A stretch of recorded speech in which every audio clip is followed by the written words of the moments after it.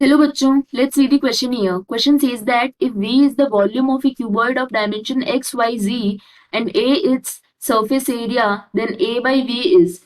We will start the solution here. और सबसे पहले इस केस में हम स्टार्ट करते हैं की कॉन्सेप्ट के साथ.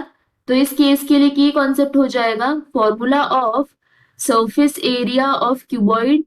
सो सरफेस एरिया ऑफ क्यूबॉइड इसका फॉर्मूला होता है equal to twice of length multiplied by breadth plus breadth multiplied by height plus height multiplied by length and volume of cuboid जो होता है volume of cuboid इसके लिए फॉर्मूला होता है equal to length multiplied by breadth multiplied by height.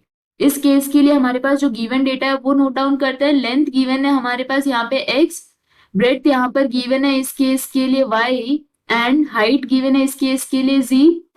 So for this case, it is said that surface area इसको हम denote कर रहे हैं capital A से. So capital A, this will be equal to twice of x multiplied by y plus y multiplied by z plus z multiplied by x.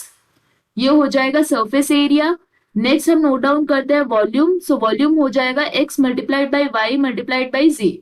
So for this case, we have to find out the ratio of A divided by V. तो ये हो जाएगा twice of x y plus y z plus z x divided by x y z. So this will be equal to twice of 1 by x plus 1 by y plus 1 by z.